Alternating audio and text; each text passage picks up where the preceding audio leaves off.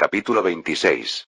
La tenue luz de la lámpara titilaba, proyectando un cálido dorado sobre el desgastado cuero de la mesa de campaña.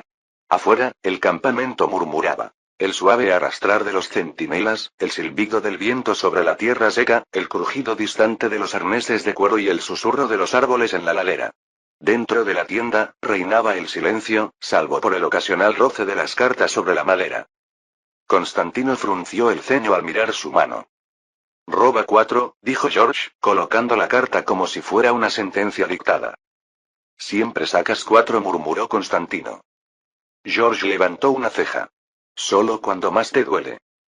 Constantino suspiró y extendió la mano hacia el mazo.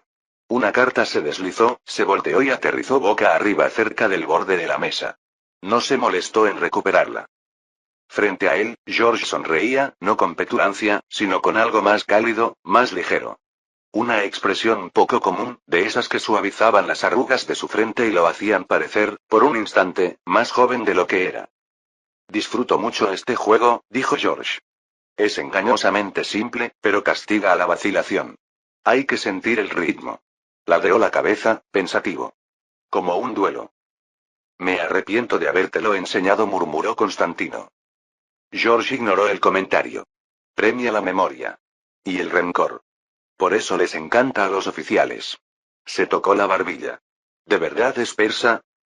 Eso es lo que afirma Iskander, dijo Constantino, casi automáticamente, con la tapadera largamente ensayada.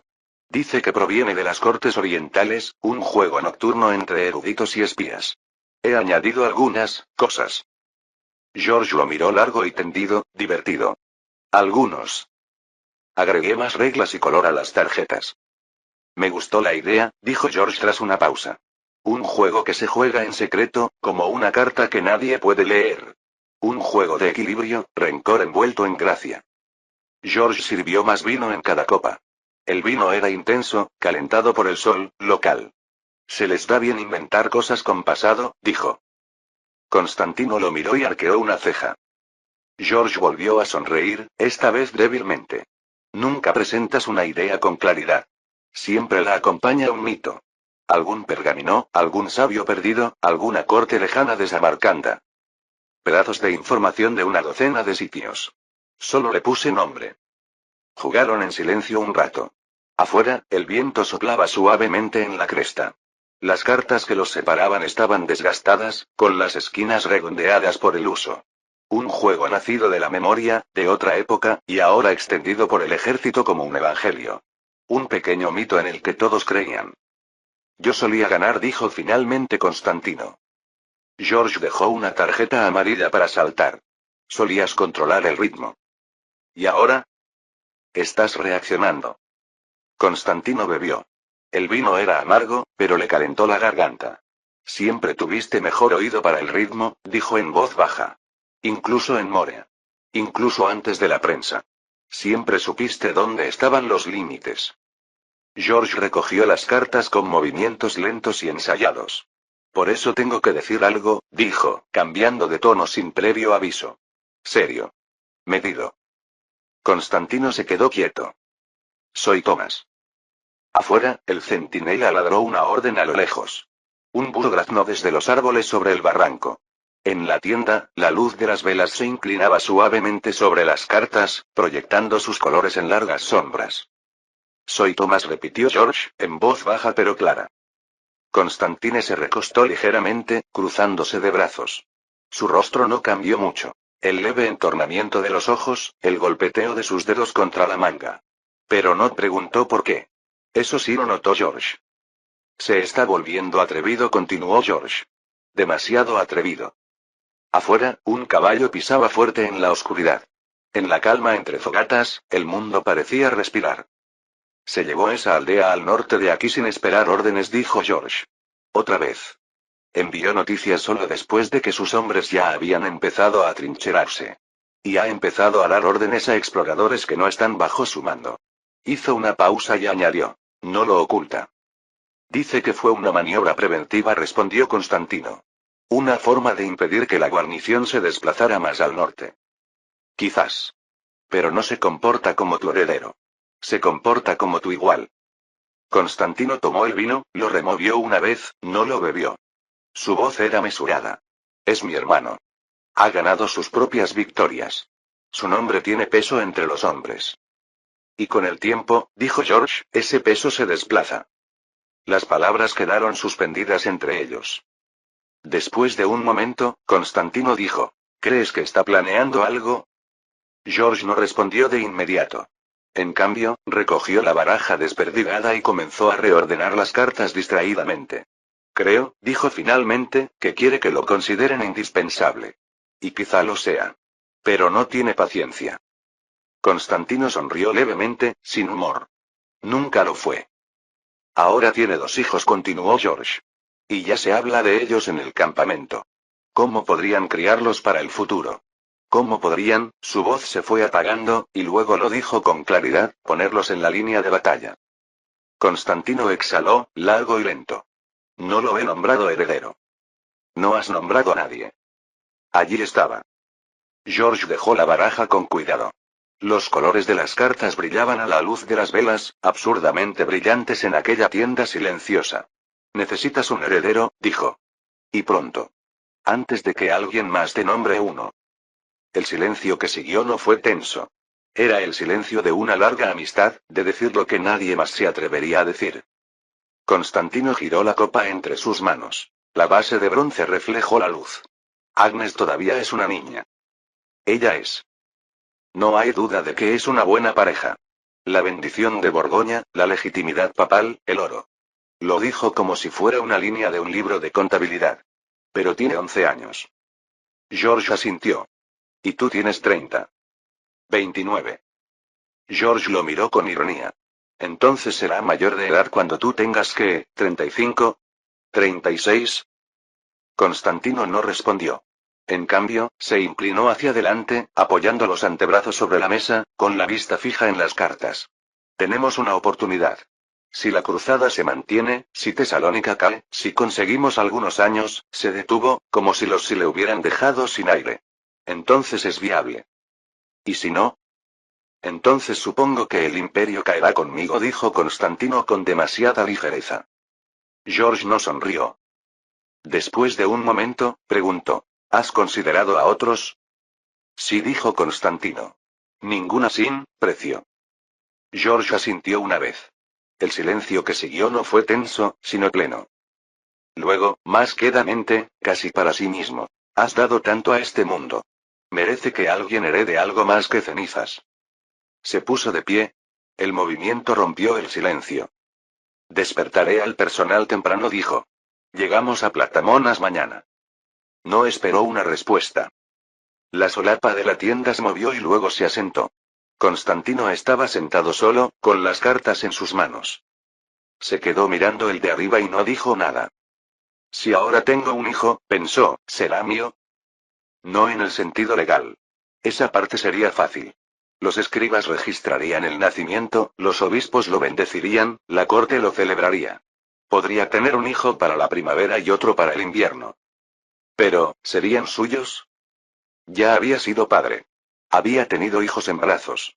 Su aroma, su peso, todo eso volvía de vez en cuando, no como recuerdos, sino como interrupciones. ¿Y si él creara niños aquí, miraría en sus ojos y buscaría algo que no podría estar allí?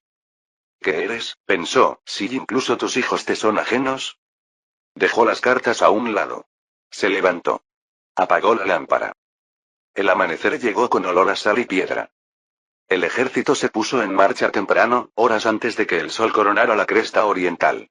Una neblina marina baja aún se aferraba a los valles mientras serpenteaban hacia el norte a través de los pasos, siguiendo la antigua calzada romana que bordeaba el monte Olimpo. El aire era fresco pero ascendente, la clase de mañana en la que ni siquiera la armadura rozaba aún, donde los cascos de la vanguardia dejaban huellas limpias en la tierra oscura por el rocío. Platamonas emergió lentamente a la vista, no con majestuosidad, sino con sereno dominio. Primero el mar, una lámina de acero azulado martillado más allá de las colinas cubiertas de matorrales. Luego, más arriba, la silueta del propio castillo. Torres erosionadas y pálidos muros de piedra coronando un afloramiento rocoso que dominaba tanto la tierra como el golfo. Constantino frenó en la cima del camino de la colina. La luz de la mañana se filtraba oblicuamente por un claro entre las nubes, dorando el golfo termaico a lo lejos. Primero pudo ver los mástiles, docenas de ellos, nítidos y verticales como lanzas, luego la flota misma, anclada en aguas tranquilas cerca de la costa. Galeras de guerra venecianas, barcos de suministro papales, incluso un par de cascos genoveses achaparrados. Sus estandartes ondeaban al viento. Leones rojos, llaves doradas. Era un bosque de lealtad. George se acercó a él. Siguió la mirada de Constantino y silbó suavemente. Ahí están, murmuró. Constantino no dijo nada. Sus ojos seguían el movimiento a lo largo del muelle. Caballos siendo descargados con hondas, barriles metidos en carretas, hombres con tabardos de cruzado descargando cajas con una eficiencia que incluso a él le sorprendió. Los venecianos, por supuesto, habían puesto orden. Un explorador se acercó al galope desde la vanguardia. Frenó y saludó con la mano cubierta de polvo. La pequeña guarnición se ha ido, Majestad. Los ancianos locales dicen que los turcos se fueron hace 2 días. No hubo escaramuzas. No hubo resistencia. Constantino asintió. La flota los ahuyentó. O al menos tu nombre lo hizo, añadió George. Recorrieron el último tramo en silencio, con los cascos resonando sobre los viejos adoquines y el camino estrechándose hasta convertirse en un sendero rocoso que conducía a las puertas. El pueblo de Platamón yacía medio dormido bajo las murallas de la fortaleza, poco más que unas pocas casas con techos de arcilla y olivos, pero con vida. Los lugareños habían empezado a salir de los sótanos y las puertas cerradas, observando con cautelosa esperanza la llegada de los estandartes imperiales. Un sacerdote se santiguó y se arrodilló en el polvo al paso de Constantino. Un grupo de niños descalzos se encontraban al borde del camino, abrazados y susurrando. Un niño, de unos 12 años, levantó el puño y gritó: «¡Hieros escopos!». Esto sobresaltó a los demás y los hizo estallar en aplausos dispersos. Constantino asintió con la cabeza. No sonrió, pero el niño sonrió de todos modos. Llegaron a las puertas del castillo al mediodía. Platamonas, desde dentro, era tan humilde como desde lejos. Las murallas eran gruesas y útiles, sus torres construidas para la vigilancia, no para la gloria. Dentro. Una cisterna, 2 barracones, una capilla desgastada por el viento. Garabatos otomanos aún marcaban el interior de la portería, pero la media luna había sido arrancada de la torre más alta. Un asta de bandera lisa aguardaba. «¿Vamos?», preguntó George.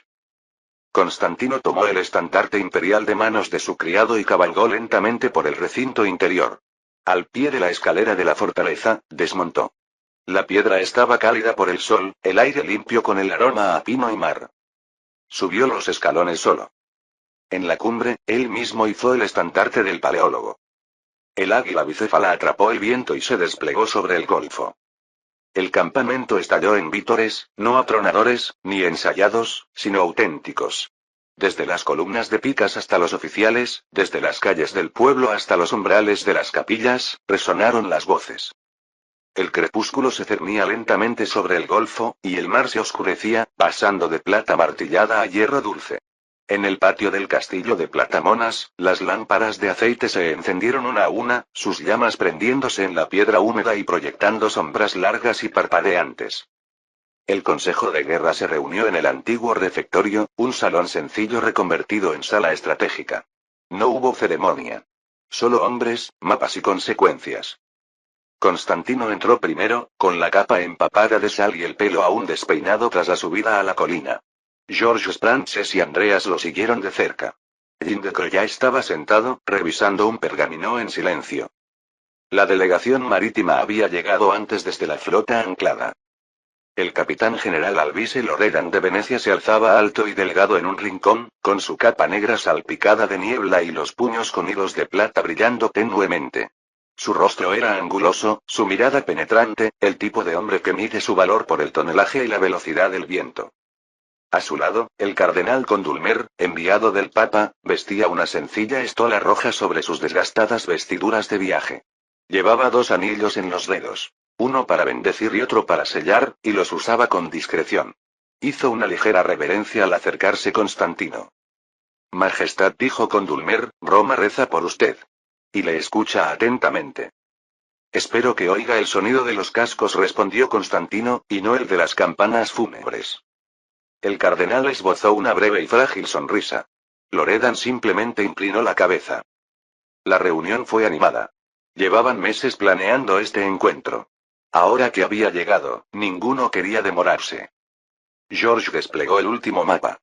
Jindekro colocó marcadores que representaban la flota cruzada. Constantino permaneció de pie detrás de la mesa con los brazos cruzados, sin descansar, pero con algo en su interior. Loredan habló primero, con su latín preciso y conciso. La guarnición otomana se retiró de Platamonas 2 días antes de nuestra llegada. Probablemente avisada por exploradores. Desembarcamos sin oposición. Los pescadores locales informan que se retiraron al norte, posiblemente hacia Tesalónica, posiblemente hacia Murat. ¿Y los suministros? Preguntó George. Entregado según lo acordado. Condulmer se aclaró la garganta suavemente. También hay noticias del norte, dijo, sacando un pergamino sellado y entregándoselo a Constantino. El ejército de Segismundo está en movimiento. Ha pasado por Altonia. Los últimos informes lo sitúan cerca de Skopje. Hizo una pausa y añadió. Murat también ha empezado a moverse y todo apunta a que marcha para interceptarlo. El sultán pretende enfrentarse directamente a Segismundo. Constantino dio vueltas al sello en su mano antes de apartarlo. ¿Cuánto tiempo falta para que se encuentren? Quizás 10 días, respondió Condulmer. Quizás menos. No está claro. Jindekro se inclinó hacia adelante. Entonces, nos movemos. Sí, dijo Constantino. Ha llegado el momento. Miró a su alrededor. Marcharemos al amanecer. La flota nos seguirá. Nos dirigiremos a Salónica sin demora. George empezó a dar instrucciones a los ayudantes que rondaban afuera. Loredan enrolló el mapa. Condulmer se santiguó. Mientras los comandantes salían en la noche, Constantino se quedó un momento más, con la mirada fija en la costa en sombras tras la ventana iluminada por la farola.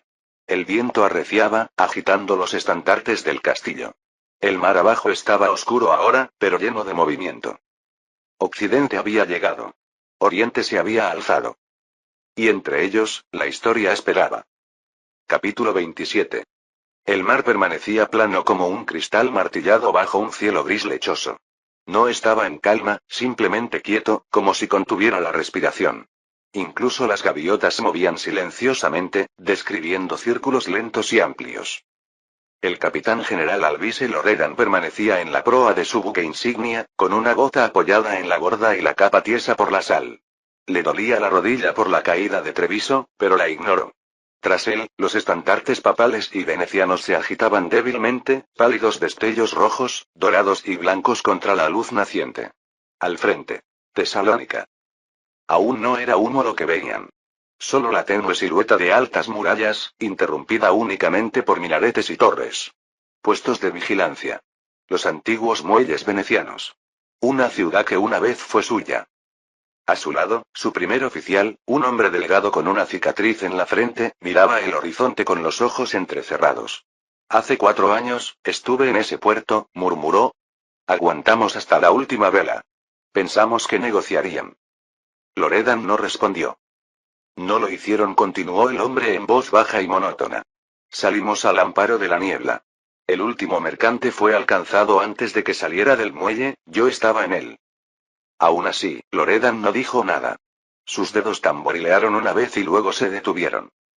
Ahora la ciudad los observaba de nuevo, pero sin esperanza. Los estandartes en las murallas eran otomanos. Amarillos con la media luna. Esta vez no hubo diálogo. Está mejor guarnecido, dijo el oficial. Han recibido refuerzos desde el otoño. Loredan asintió una vez. Bien. Significa que no nos consideran débiles. El oficial lo miró con los labios apretados. Venecia no olvidará este lugar. Sangró por él. Si lo recuperan, será retomado, dijo Loredan. Un ritmo.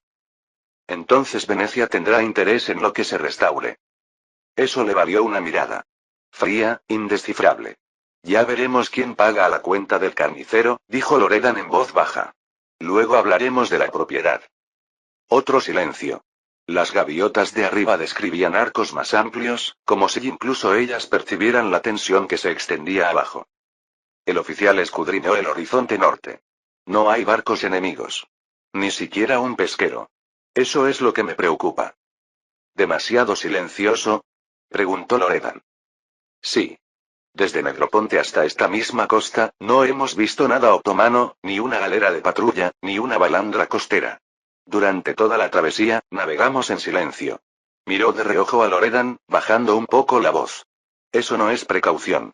Es ausencia. Se están conteniendo. Los ojos de Loredan se entrecerraron mientras seguía la línea de sus propios barcos desplegados a lo largo del golfo, con sus banderas ondeando débilmente en la bruma de la mañana. Que vengan, dijo Loredan en voz baja, pero con firmeza. Tenemos acero para enfrentarlos. Y lona para perseguirlos. El oficial inclinó la cabeza hacia una embarcación que navegaba a baja altura entre la línea, una galera de 2 mástiles, de casco oscuro, cuya silueta era más imponente que las demás. La Kireneia. Agujere a cualquier arma que le lancen los turcos, dijo el oficial. 4 cañones. Madera gruesa. Un fuerte flotante. Loredan no dijo nada por un momento. Su mirada permaneció fija en el barco, observando cómo sostenía el cabo, no solo con fuerza, sino con equilibrio y deliberación. Luego volvió a mirar el horizonte.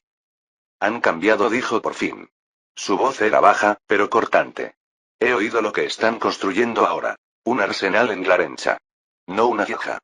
No un astillero. Todo un sistema. Como el nuestro en el arsenal. El oficial ladeó la cabeza. Loredan continuó, más tranquilo ahora, casi para sí mismo. Están fabricando cañones y armas de fuego. Me han dicho que los llaman pirbelos. Golpeó ligeramente la barandilla, con un gesto como de puntuación. No están reconstruyendo un imperio, están armando una máquina de guerra. El oficial frunció el ceño. Nunca habían tenido el oro para eso. No coincidió Loredan. Pero ahora tienen dinero, un propósito y alguien dispuesto a usarlos sin esperar la votación del Consejo. Y eso asintió hacia la flota, hacia los muros distantes es lo que me preocupa. Una ráfaga agitó las banderas que llevaban tras ellos, espesas y húmedas por la sal. A lo lejos, desde la boca del puerto, sonó una campana. Luego otra. Luego silencio. Loredan se enderezó. Hagan señales, ladró. Formen media luna. Suelten el ancla, pero mantengan la posición. Que vean el bosque. Abajo, los marineros respondieron a la orden. Las banderas ondearon en el palo mayor. Leones rojos. Llaves doradas. El escudo de San Marcos. Un muro visual, barco tras barco desplegando velas, con los cascos reluciendo como peltre en la bruma matutina. En las murallas de Tesalónica, los observadores seguían inmóviles. Pero ahora lo sabían. La flota había llegado. Y con ello, el ajuste de cuentas. El ejército de Constantino llega a Tesalónica. El sol apenas coronaba la cima cuando lo vieron. Salónica, larga y ancha bajo el cielo pálido, las torres iluminadas por la luz de cientos de fogatas. La ciudad no dormía. Observaba. Constantino frenó en la cima de la cresta. Su caballo respiraba lentamente. Detrás, las columnas que marchaban se detuvieron con un estrépito, y los oficiales gritaban orden en voz baja. El viento era suave pero seco. Abajo, en las murallas del sur, ondeaban los estandartes otomanos. Seda amarilla, medialunas rojas, un puñado de estandartes desconocidos para él, pero todos dispuestos con un propósito. Los hombres avanzaban por las almenas. No presas del pánico. Listos. George Sprances se detuvo a su lado. No hay parlamentar. No hay volea. Solo espero. Entonces estarán seguros de que no estamos mintiendo, dijo Constantino. Un jinete se desprendió del flanco izquierdo, jadeante y polvoriento, con un pergamino doblado en la mano. Saludó desde la silla. Desde la flota, Majestad. Señales de mando venecianas. Anclados y en posición. Esperan su orden. Constantino lo leyó de un vistazo y se lo devolvió a George sin hacer comentarios. George asintió. Llegamos primero, murmuró Sprances. Ni rastro de Segismundo. Siempre se esperaba que lo hiciéramos, dijo Constantino. George asintió, pero no levantó la vista. Aún así, tenía esperanzas.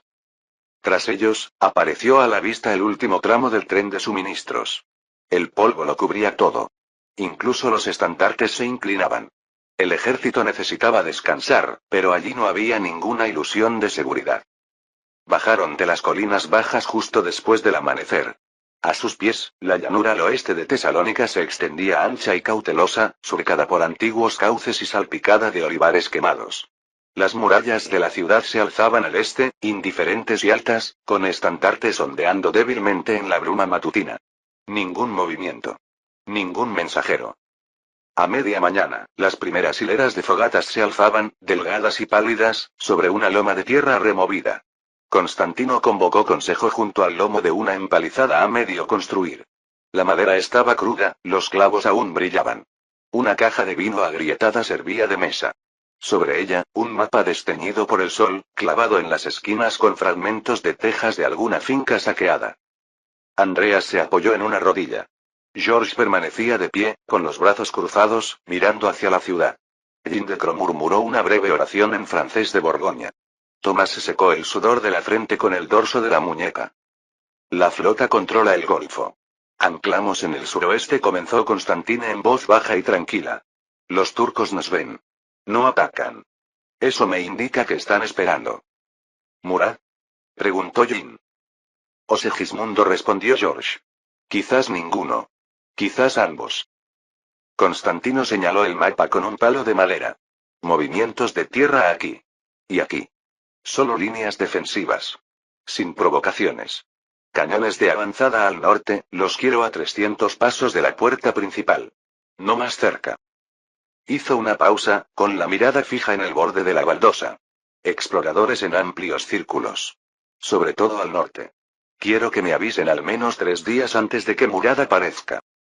Thomas asintió y movió los labios en silencio mientras contaba nombres y capitanes. ¿Y la flota?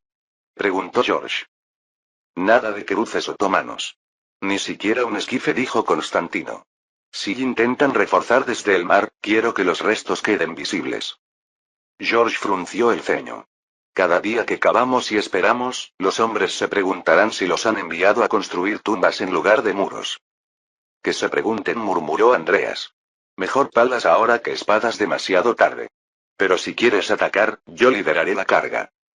Esperarás hasta que yo diga lo contrario, dijo Constantino, tranquilo pero bastante frío.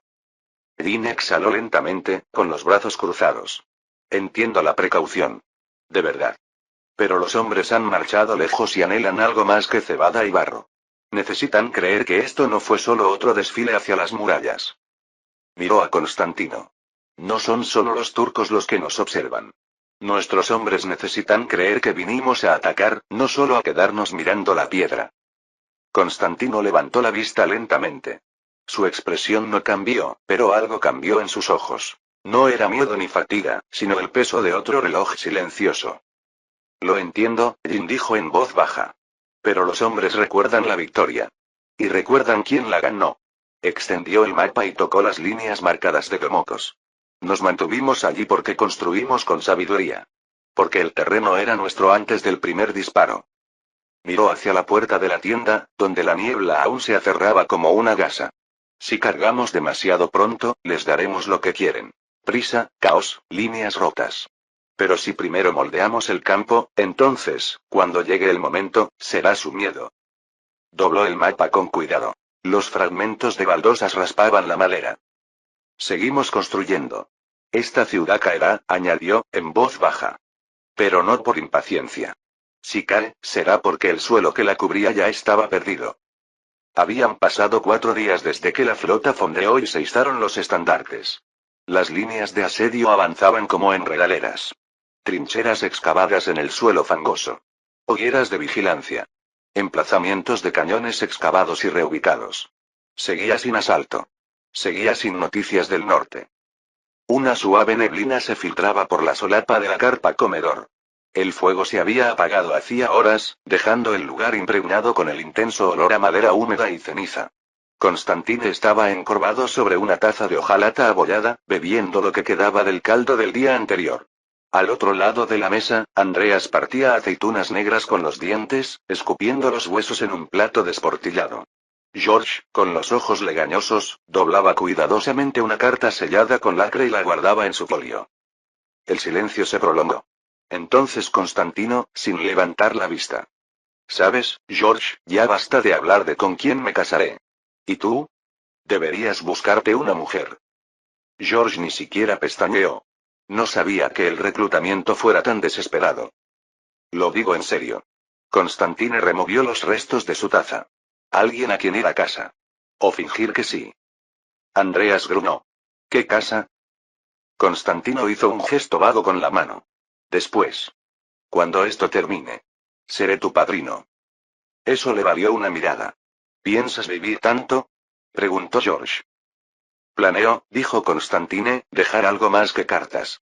He tenido una esposa y una aventura fallida en los últimos años. Ambas fallecidas. Una muerta, otra, desaparecida. Miró la puerta de la tienda y luego volvió a George. ¿Tú? No has tenido ninguna. George mojó pan en su vino frío. Tomé una. Brevemente. Le gustaban los hombres que hacían cosas con las manos. Ja, qué buen gusto, murmuró Andreas. George lo ignoró. Dijo que ya estaba casado. Con el imperio. No se equivocó. Constantino ladeó la cabeza. Aún así. No tienes que morir solo con tus folios. George no dijo nada. Miró el plato de aceitunas, los ollejos medio vacíos, y luego a Andreas. ¿Y tú, capitán? ¿Piensas volver a casarte con tu espada? Andreas se recostó, masticando. Mi espada es fiel. No habla durante la cena. No llora cuando las legiones se retiran. Una pausa. Y ella, hizo lo que pudo. No hay culpa. Después de eso, me dediqué a los caballos y a las campañas. Más seguro. El silencio se hizo más espeso. Constantino dejó su copa. Así que eso es todo. 3 hombres del imperio, cada uno brillante en su campo. ¿Campo? Dijo Andreas. Es una figura retórica, murmuró George. 3 hombres, continuó Constantino, sin hijos, sin esposas, sin novias. Solo aceitunas, planes de batalla, y señaló con el dedo el folio de George, cartas sin leer. George sonrió levemente. Es una noble tradición. Morir brillante y sin amor. Habla por ti, dijo Andreas, tomando otra aceituna. Soy muy querido. Mi perro. George se recostó, observándolos a ambos. Quizás cuando esto termine, si seguimos en pie, construyamos algo más que muros y armas. Una casa. Una mesa. Mujeres que no se inmuten ante los cañonazos. Constantino asintió lentamente. Brindaremos por eso. Con mejor vino. Primero la guerra, dijo Andreas, poniéndose de pie. Y luego vuestras malditas bodas. Salió pisando fuerte hacia la niebla. George permaneció sentado. ¿De verdad serías mi padrino? Constantino lo miró. Solo si prometes casarte con alguien que pueda argumentar lo contrario. George sonrió, cansado y callado. No lo cambiaría por nada del mundo. La puerta de la tienda se abrió de golpe. Un explorador entró tambaleándose, cubierto de barro y jadeando. Majestad, jadeó. Los jinetes de Thomas. Viene el sultán. Al norte de la ciudad. 2 días. Tal vez menos. Constantino se levantó lentamente. Olvidó el caldo. Despierta el comando. La niebla no se disipó. Se espesó. Capítulo 28. Línea de bloqueo de Tesalónica, Golfo de Termaico, poco después de la medianoche. El mar estaba resbaladizo como laca negra bajo un cielo húmedo. No respiraba. No se movía.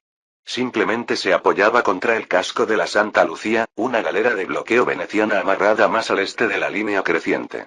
Desde su cubierta, los muros de Tesalónica eran un rumor, una silueta irregular donde el mar se unía a la tierra, pero incluso eso se había desvanecido en la oscuridad. Esta noche, una niebla baja se aferraba al mar como un aliento contenido demasiado tiempo. No era niebla verdadera, sino una neblina salina que suavizaba los contornos y convertía las linternas en fantasmas. Tu tirada, dijo Mateo, bostezando tras el dorso de la mano. Era delgado, huesudo, de apenas 20 años, con esa inquietud nerviosa que lo hacía inútil para los dados y aún peor para dormir. El sudor oscurecía el cuello de su camisa de lino y le enredaba el pelo en puntas. Enzo se rascó la barba y tiró los dados sobre la tabla improvisada que los separaba. 3, murmuró, entrecerrando los ojos al ver los resultados. Que San Nicolás me orine encima. 3 otra vez. Mateo sonrió, mostrando los dientes en la penumbra. Has perdido 6 seguidos. Eso es una señal. Es hora de cambiar de santos. Es hora de cambiar tu maldita suerte, gruñó Enzo, lanzando los dados hacia su compañero. Su voz sonaba áspera por el aire salado y demasiadas campañas. Su rodilla izquierda crujió al moverse, un recuerdo de Treviso, pero lo soportó como los marineros soportan casi todo. Con maldiciones y silencio. Se sentaron con las piernas cruzadas junto a la linterna de cubierta, cuya llama se atenuaba con un escudo de bronce para no llamar la atención. A su alrededor, el resto de la tripulación de guardia murmuraba o roncaba en mantas empapadas de sudor. Arriba, el vigía se balanceaba en la cofa, su silueta apenas visible contra la pálida capa de nubes. Mateo se frotó el cuello y miró hacia el mar. Nada. Ni viento, ni olas, solo el leve chapoteo de la salmuera contra el casco. Juro que este aire pesa, dijo. Como si el mar quisiera subirse a bordo y tumbarse junto a nosotros. Solo estás buscando presagios. No, busco un aire que no me ahogue. Se recostó sobre los codos. En Creta, las noches respiraban. Incluso las tormentas eran puras. Aquí. Aquí el cielo se posa sobre tu pecho y te pregunta qué hiciste con tu vida. Enzo rió entre dientes. ¿Filosofía ahora? Debe de estar perdiendo algo más que dinero. Mateo sonrió con suficiencia. La culpa es de los bizantinos. Nos tienen a todos hablando como si fuéramos lectores. Ese juego de cartas suyo, ¿cómo se llama? Ena, dijo Enzo, imitando un acento altivo. Un juego de equilibrio, ritmo y rencor. O eso dice el de la barba roja. ¿Alexios? Sí, a él. Se lo enseñé a los chicos del San Marco. Lo toqué una vez. No tenía ni un ápice de sentido. No es su propósito. Su propósito es hacerte sentir inteligente. Así que, cuando pierdes, culpas al mundo. Mateo se rió. Así que es como el matrimonio. Otro instante de silencio. El mar crujió bajo ellos, suavemente, como un aliento sin salida. Una gaviota graznó a lo lejos, desgarrada y solitaria. Entonces. Un sonido. La sonrisa de Mateo se desvaneció. Se sentó más erguido, frunciendo el ceño en la oscuridad. ¿Qué? Preguntó Enzo mirándolo de reojo. ¿Oíste? Mateo levantó una mano. Escuchó. Nada. Solo el mar. Solo la niebla apretándose como una segunda piel. Enzo negó con la cabeza. Oyes fantasmas. Vuelve a rogar. No, yo. Mateo se levantó lentamente. Su mano se posó en la barandilla, rozando la madera húmeda con los dedos. Miró hacia el borde oriental del arco de bloqueo, donde no debería haber nada, ningún barco, ninguna linterna, no tan cerca de la costa. Entonces lo vio. Una onda. Un cambio. Una sombra deslizándose justo debajo de la línea de nubes, rápida, baja y equivocada. Enzo dijo. No muy alto. No presa del pánico. Pero tenso. ¿Y ahora qué? Mirar. Enzo siguió su mirada. 20 siluetas emergieron de la niebla como tiburones atraídos por la sangre. Fustas. Embarcaciones otomanas de casco poco profundo, impulsadas por remos, bajas, rápidas y crueles.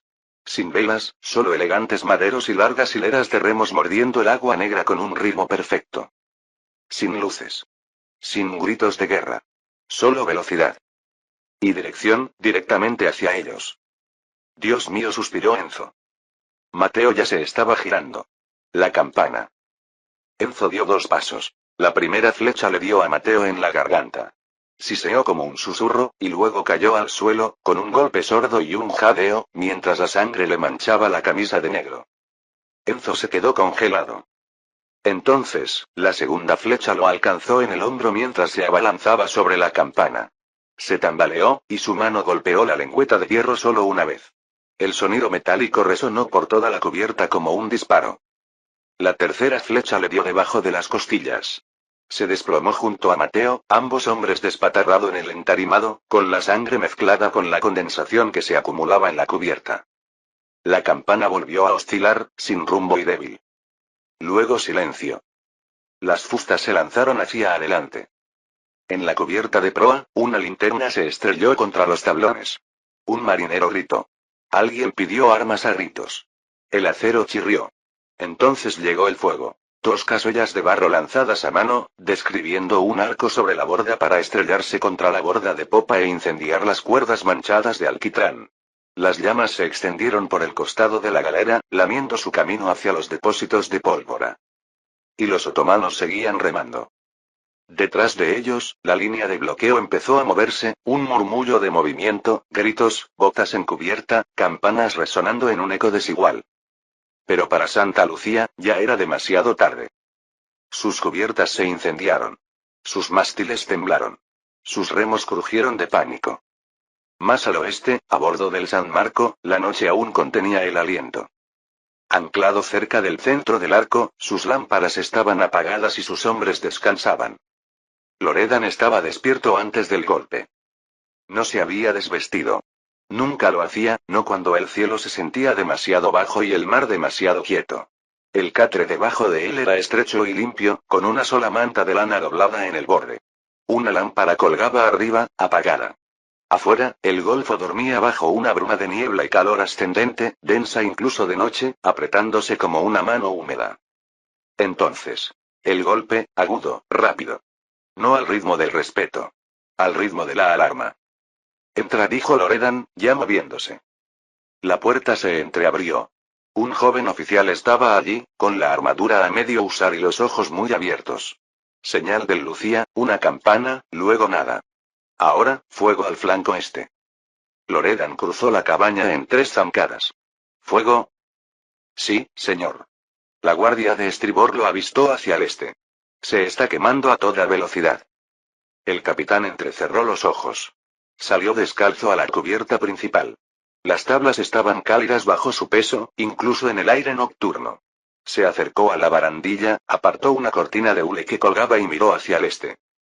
Allí, justo al otro lado de la primera cortina de niebla, un resplandor, que no parpadeaba, sino que se extendía. Lenguas anaranjadas contra el vapor gris. Un incendio. Lucía, murmuró. Detrás de él, unas botas tocaron la cubierta. Otro oficial. Señor, tengo movimiento en el agua, al este y al sur. Rápido. Loredan se giró. Tripulación a sus puestos. Quiero que se tapen las linternas de proa y se apaguen las luces de popa. Despierten a todo el que tenga una espada o un remo. Ahora. Una ráfaga de asentimientos. Se transmitieron órdenes por las escalerillas y los mamparos. Bajo cubierta, los marineros se desplomaron de sus hamacas. Las dotaciones de los cañones prepararon sus cañones. En la bodega, se abrieron los cuernos de pólvora. Loredan se quedó quieto en la barandilla, mirando cómo el fuego se hacía más brillante. Señor, dijo el primer oficial con voz tensa. Creemos que es un escuadrón otomano. Cascos pequeños y rápidos. Galiots. Loredan no parpadeó. Fustas. Sí. No maldijo. No se movió. Simplemente dijo. Entonces no están aquí para pelear. Están aquí para correr. Un momento de silencio. Entonces Loredan se volvió hacia el timonel. Leven anclas. Pónganos de costado. Apunten con el cañón de proa. Si se acercan, quiero disparar al buque líder. Si no, esperamos. Una pausa. Si logran pasarnos, se dirigen a la ciudad, dijo el oficial. Loredan asintió una vez. El humo se espesó hacia el este. 2 barcos ardían, uno completamente envuelto, con su mástil convertido en una columna de fuego. Gritos resonaban débilmente en el golfo. Metal chocando con metal. Un grito. Loredan avistó una tercera llama, más pequeña, más cerca de la costa. Una galera incendiaria encendida desde dentro, quizá alcanzada por uno de los suyos. Quieren romper el bloqueo, dijo, más para sí mismo que para nadie. Remaron a oscuras. Y rápido. Piratas otomanos. Hombres que ya lo han hecho antes. La escaramuza, breve y brutal. No duró mucho. Los otomanos atacaron el arco oriental como una espada. 20 fustas, 5 virando para distraer, el resto remando a toda velocidad hacia el canal del puerto. Solo 3 galeras venecianas respondieron con la suficiente rapidez para atacar directamente. De ellos, uno tomó una olla en llamas y la apuntó a la proa, pero no se hundió, sino que se apagó. Otro embistió, bloqueó, luchó y hizo retroceder a su atacante. El tercero, el Ancona, se hundió. Una flecha incendiaria impactó en su depósito de pólvora antes de que los artilleros siquiera dispararan.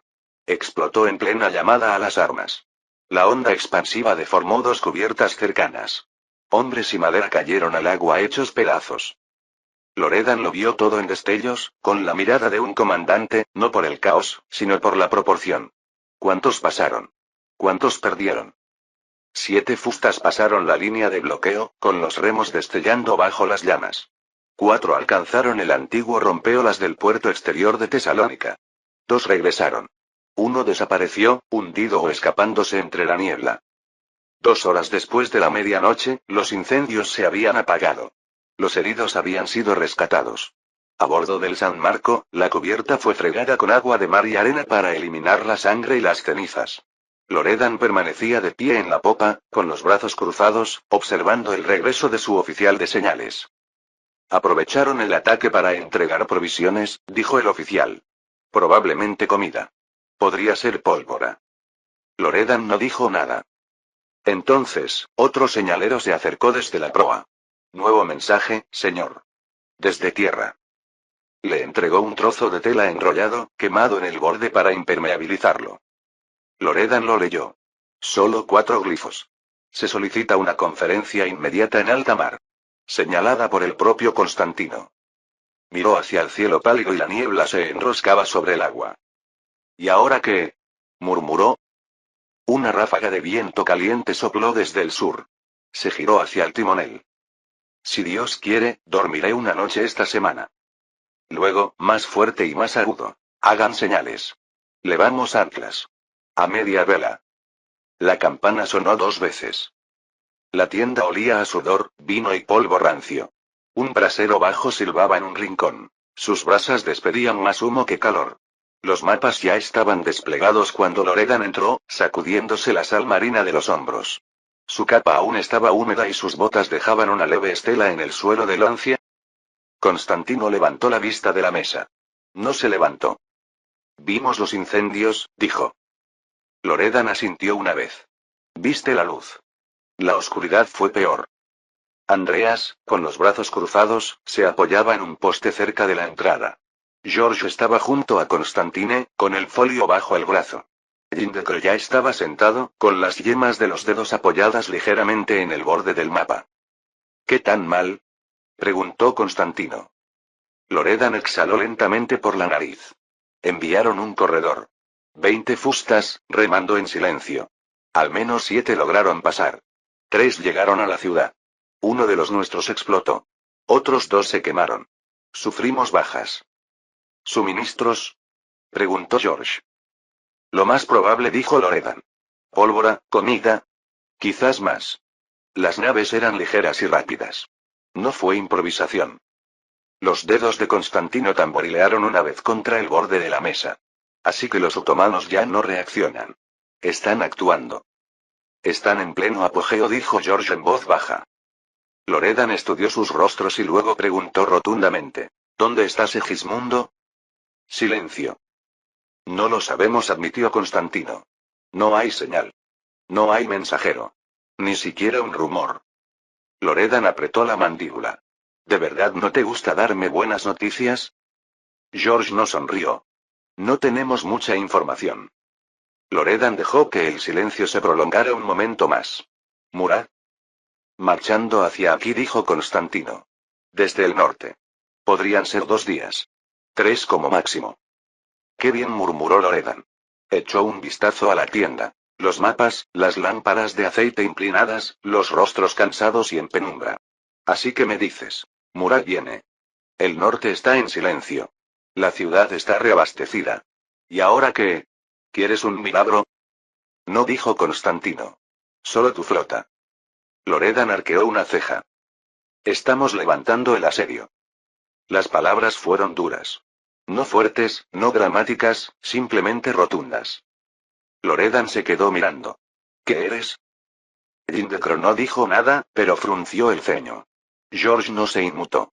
Andreas cambió de postura y dijo. No es por ser un agorero, pero lo más probable es que Murad ya haya derrotado a Segismundo. Eso explicaría el silencio. Y si es cierto, somos los siguientes. Constantino asintió. Si nos quedamos aquí, lucharemos en inferioridad numérica, sin fortificaciones, en campo abierto, con una ciudad hostil a nuestro lado. Eso no es una defensa. Es una tumba. Loredan exhaló bruscamente. ¿Así que quieres trasladar todo el ejército al sur? Eso fue lo primero que pensamos, dijo Constantine. Abordar a todos los hombres posibles. Evacuar por mar. Reubicarnos a lo largo del Golfo. Loredan se frotó el puente de la nariz. No hay suficiente espacio en el casco. Tendría que hacer viajes. Quizás 2 días solo para retirar a la infantería. Podrías llevar la artillería, dijo George. Eso aceleraría la marcha del resto. Una parte, concedió Loredan. Podría tenerlos a bordo al amanecer.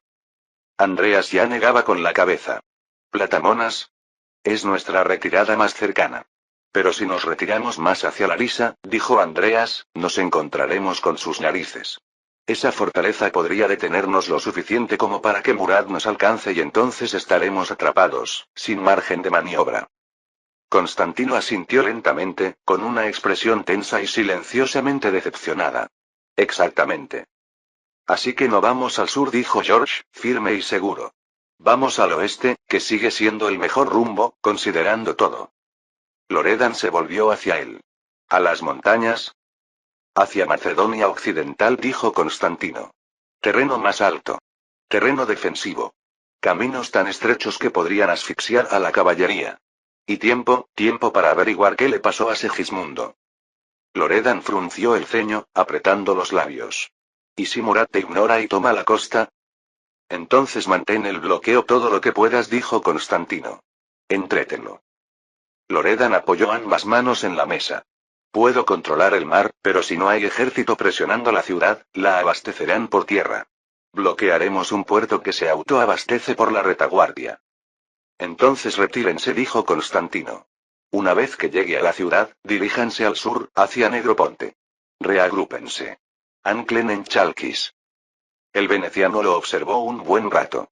Me pides que cubra tu retirada con barcos, que te compre días con velas y conjeturas. Te pido que hagas lo que ya sabes hacer mejor que cualquier hombre a costa, dijo Constantino sin acalorarse. Eso silenció la carpa. Incluso Andreas asintió una vez. Tras una larga pausa, Loredan exhaló por la nariz y se enderezó. Entonces, aguantaré la línea, mientras haya una línea que aguantar. Bien. Está decidido, dijo Constantino. Levantaremos el campamento al amanecer. Marcharemos hacia el oeste. Recopilaremos toda la información posible. Vigilen los caminos. George abrió su folio y comenzó a garabatear las primeras órdenes de mensajería. Andreas salió a la suave brisa. Decro no dijo nada, pero su silencio no era resistencia. Loredan llegó a la trampilla. Justo antes de irse, miró hacia atrás. ¿Y si Segismundo está vivo? Entonces nos encontrará, dijo Constantino. O lo encontraremos nosotros. Capítulo 29. Bajo el blanco resplandor del sol de finales de junio, Constantino lideró la primera columna hacia el oeste, alejándose de Tesalónica. No hubo trompetas ni vítores, solo el crujido de botas en tierra seca y el crujido de los carros que avanzaban en filas ordenadas. Las líneas de asedio que habían excavado en la tierra ya estaban medio llenas. Las trincheras abandonadas se hundían como si estuvieran aliviadas. No se oían canciones. Solo el constante ruido de pasos y cascos marcaba el ritmo, un orden silencioso impuesto por la disciplina y el cansancio. Constantino cabalgaba a la cabeza, con los hombros acorazados pegados al camino, lanzando una última mirada hacia las lejanas murallas de la ciudad. Condujo a su caballo por la antigua calzada romana de la Vía Ignatia, cuyas piedras desgastadas asomaban entre la tierra. Tras él se extendía una serpenteante columna de infantería, caballería y carretas tiradas por bueyes cargadas de pólvora y munición. Donde antaño campamentos y torres de asedio rodeaban la costa de Tesalónica, ahora solo quedaba tierra aplanada y, más allá, los mástiles, iluminados por el sol, de los barcos venecianos que bloqueaban el paso, aún en el Golfo. Constantino apenas distinguió esos barcos al este, manteniendo la línea acordada. La flota se quedó atrás para apretar el cerco, un mensaje al sultán de que la ciudad seguía amenazada incluso mientras el ejército se retiraba. Al ver esas velas, Constantino sintió una punzada de decepción. Tanto esfuerzo para llegar hasta allí, semanas de marcha y excavación, y ahora dar la vuelta. Pero dominó la sensación con un parpadeo brusco y fijó la mirada al frente. El camino los llevó a través de las llanuras junto al río Axios, pasando por campos en barbecho y juncos que se mecían en canales estancados. Por la tarde, el calor era insoportable. Oleadas de zumbido de cigarras y vapores de pantano se elevaban a ambos lados de la calzada. El paso de la columna disminuyó donde el viejo camino se hundía en tramos pantanosos. El lodo se aferraba a las ruedas de los carros de suministro y los hombres gruñían al liberarlos. Los insectos pululaban en los flancos sudorosos de los caballos. Un par de mulas chillaron en protesta cuando los conductores las azotaron a través de un lodazal particularmente profundo. Constantino sintió el sabor a sal en los labios y a polvo en la garganta. El aire mismo parecía pesar demasiado. Encogió los hombros, tratando de aliviar el dolor que se había instalado entre sus espadas. Más adelante, el general Andreas frenó su montura y maldijo en voz baja mientras otra carreta se hundía hasta el eje en el barro. Constantino levantó una mano, indicando que se detuvieran. No se notaba frustración en su rostro, pero tenía la mandíbula tan apretada que sentía un fuerte dolor en la nuca. Desmontó con un movimiento fluido. Uno de los sargentos que buscaban comida se acercó, negando con la cabeza. Nada, Majestad, informó el hombre en voz baja. Las aldeas de aquí, están todas vacías. Solo encontramos paja húmeda y unas cuantas cabras flacas. Constantino vio cómo un caballo chapoteaba en un charco negro y casi pierde el equilibrio. Respiró hondo y se obligó a relajar las manos a los costados. No quiso expresar la urgencia que le carcomía el estómago.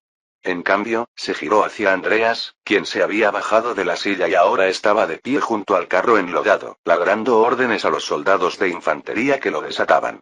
Estamos perdiendo tiempo, murmuró Andreas, tan bajo que solo Constantino pudo oírlo al acercarse. Las mejillas del general estaban sonrojadas bajo una capa de polvo. Constantino respondió sin mirarlo, con la vista fija en el lejano horizonte occidental. Lo compensaremos en cuanto salgamos del río, dijo. Su voz era tranquila, controlada, y su tono de mando contradecía la tensión que se le enroscaba en el estómago. Calculó que unas horas más de luz diurna, y estarían más allá de ese tramo pantanoso. Tenían que estarlo. Cada retraso en la llanura era tiempo regalado a su enemigo. Andreas se secó la frente con una manga sucia. Murad no se quedará en el norte, dijo en voz baja. Constantino asintió con fuerza. Se removió, sintiendo un horrible crujido en la columna. Días de cabalgata y sesiones de estrategia sin dormir habían marcado un profundo cansancio en sus músculos. Vendrá, respondió Constantino, igualmente tranquilo. Pero estaremos listos en nuestro terreno, no en el suyo. Imaginó los estandartes de Murad desplegándose en algún lugar más allá de aquellas colinas, una tormenta invisible formándose. Luego se volvió hacia el oeste. Doblen los hombres en los carros, ordenó con energía. Sigamos adelante. Al anochecer, el ejército llegó a Pella, una desolada dispersión de ruinas de mármol que sobresalían de la tierra. El sol poniente tiñó las columnas rotas y los erosionados cimientos de piedra con una larga luz cobriza. Constantino ordenó un breve alto. Los hombres murmuraron aliviados al recibir órdenes de descansar y abrevar a los caballos.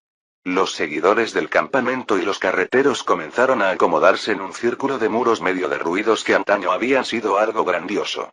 Fragmentos de mosaico antiguo brillaban entre la maleza a los pies de Constantino mientras caminaba un poco desde el camino.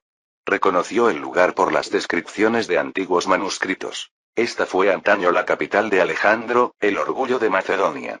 Ahora solo la habitaban fantasmas. Constantino se agachó y recogió un fragmento de teja, cuya pintura estaba desgastada y casi blanca. ¿Cuántos imperios han surgido y caído en este suelo? Se preguntó. Alejandro Magno partió de allí para conquistar el mundo, y siglos después, el mundo había vuelto al polvo en su tierra natal. Cerró el puño alrededor del trozo de teja hasta que sus bordes presionaron contra su palma. En el silencio, casi podía oír los ecos de aquella época pasada. El traqueteo de las ruedas de los carros, los gritos triunfales de las falanges que partían a la guerra. Ahora no se oía nada más que el susurro de una brisa cálida a través de las piedras en ruinas y la tos lejana de un burro desde su propio campamento. Andreas se acercó en silencio, sin querer perturbar sus pensamientos. Constantino lo percibió y habló sin volverse. Pella, dijo, pronunciando el nombre con voz ronca. La gloria de un mundo, ahora escombros en otro. Abrió la mano y dejó caer el fragmento de cerámica al polvo. Golpeó con un golpe sordo. Incluso las ciudades más grandes, murmuró, casi para sí mismo. Incluso los imperios más grandes se convierten en ruinas con el tiempo. Una golondrina voló sobre sus cabezas, su sombra revoloteando sobre una capital jónica derruida, semienterrada en las cercanías. Andreas cambió de postura. Sus botas blindadas crujieron sobre la grava antigua. No dejaremos que los nuestros se unan a ellos, dijo en voz baja, como si leyera la mente de su comandante. Constantino finalmente lo miró. El rostro ancho del general estaba manchado de mugre, surcado por el agotamiento, pero sus ojos reflejaban una firme determinación. En ese momento, Constantino sintió una breve afinidad a través del tiempo con el fantasma de Alejandro. ¿Había sentido el joven conquistador esa misma mezcla de determinación y fragilidad? De pie sobre el suelo derruido de la historia, sabía que ésta también podría devorarlo con la misma facilidad. Constantino puso una mano en el hombro de Andreas. No, asintió con voz suave pero firme. No lo haremos. Los dos hombres permanecieron entre los silenciosos restos del imperio hasta que Constantino asintió enérgicamente, saliendo de su ensoñación. Había trabajo que hacer. Se volvió hacia el campamento improvisado donde los hombres ya estaban royendo galletas y atando caballos. El cielo al este se estaba tiñendo de púrpura. Algunas estrellas tempranas brillaban sobre la llanura. Seguirían adelante al amanecer. No se atrevía a demorarse más. Llamó a un joven oficial del cuerpo de exploradores, un capitán fibroso llamado Marcos, cuyo caballo estaba enjabonado tras una larga cabalgata. El capitán inclinó la cabeza, esperando órdenes. Al amanecer, cabalgarás hacia Edesa, ordenó Constantino. Toma un estandarte blanco. Informa a quien controle la ciudad que el ejército de Constantino Paleólogo llegará en masa mañana por la noche. Los ojos de Marcos brillaron en el crepúsculo. Era un hombre que disfrutaba de su papel. ¿Y si se niegan a abrir las puertas, Su Majestad? Preguntó. Constantino apretó la mandíbula. Entonces diles que exigiremos su rendición, y si son sabios, la concederán. Si no, tomaremos Edesa de todas formas, rápidamente. Hizo una pausa y luego añadió en voz baja. Sin derramamiento de sangre si se puede evitar. Promételes clemencia si obedecen. El capitán Marcos saludó con una sonrisa tensa. Me encargaré de ello. Se alejó a grandes zancadas, pidiendo 2 caballos frescos y un par de sus mejores jinetes para que lo acompañaran. Constantino los vio partir hacia la oscuridad que caía, con el pendón blanco desplegándose mientras se alejaban a toda velocidad hacia el oeste. El mensaje era claro. Edesa podía rendirse antes de que él llegara o afrontar las consecuencias. Esa noche, el ejército acampó entre los restos de Pella. Las hogueras titilaban en los salones sin techo donde los gobernadores de Alejandro debatían y festejaban. Constantino, envuelto en su capa para protegerse del frío nocturno, apoyaba la espalda en un tambor de columna caído. El calor del fuego ante él apenas rozaba el frío nudo que sentía en la columna.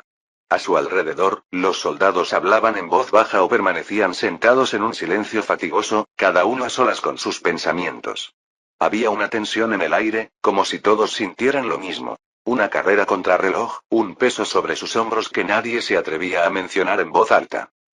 Constantino se despertó antes del amanecer y despertó al campamento. Los murciélagos aún revoloteaban contra el cielo pálido mientras los hombres pisaban el carbón y se echaban las mochilas al hombro.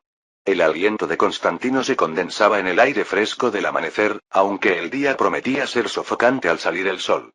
Se montó, haciendo una mueca ante la punzada de dolor en la parte baja de la espalda. ¿Cuánto tiempo hacía que no dormía en una cama de verdad? Apenas lo recordaba, quizá en la mía, semanas atrás. Daba igual. La comodidad era un lujo reservado para tiempos de paz.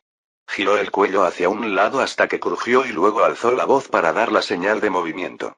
Los portaestandartes izaron de nuevo los estandartes del águila bicéfala, y la larga columna volvió a ponerse en movimiento con un crujido, dejando atrás la majestuosidad fantasmal de Pella.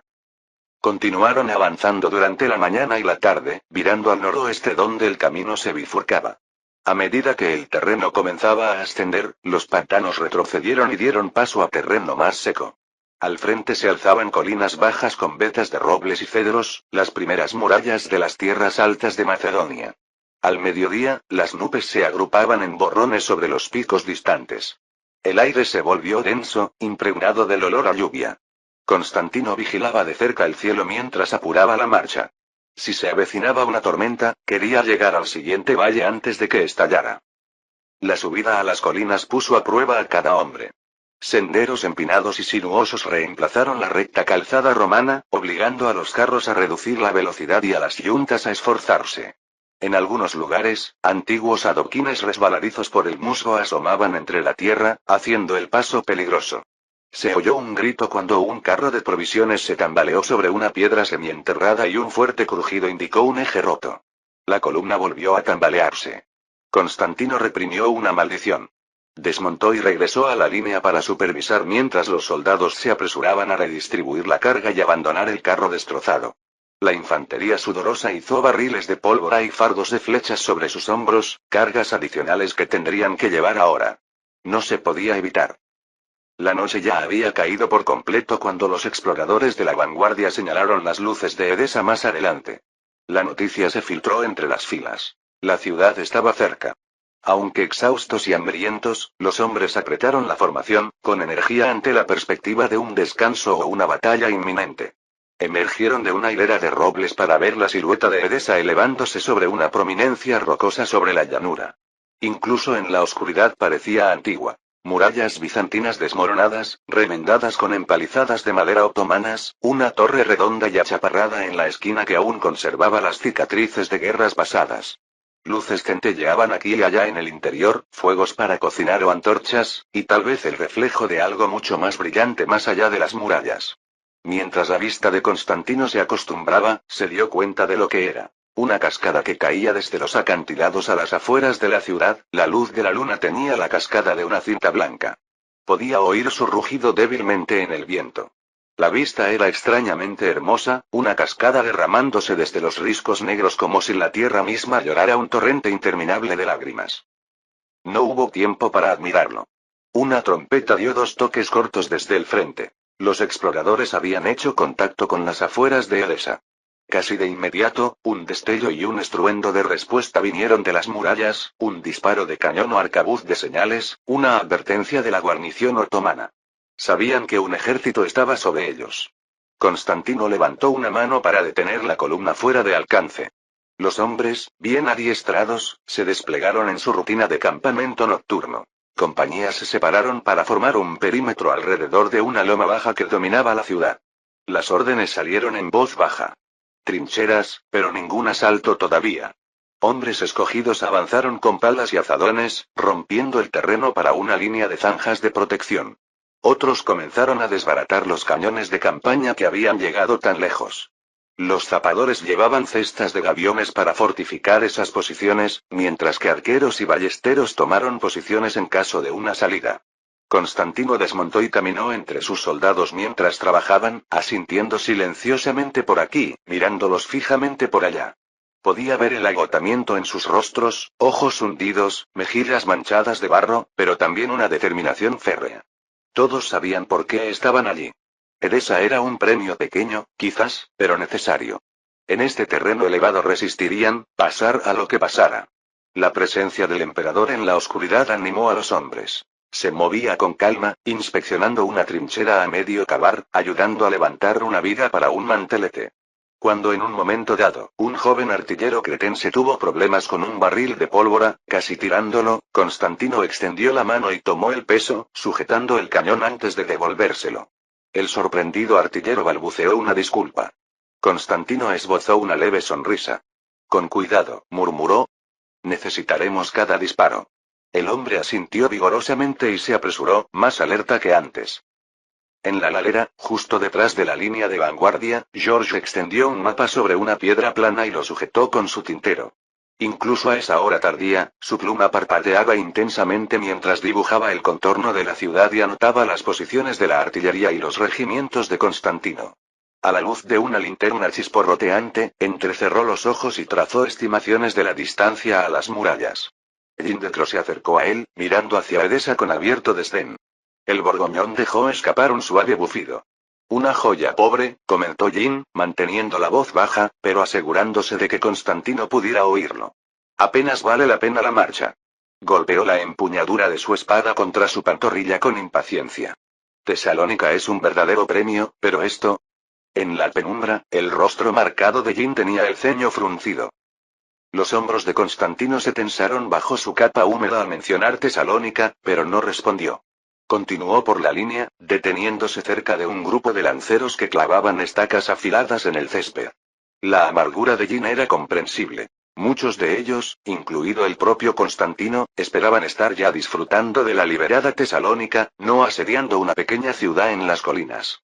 Pero no podía permitirse esos sentimientos. Había un propósito allí, aunque Jin no lo viera.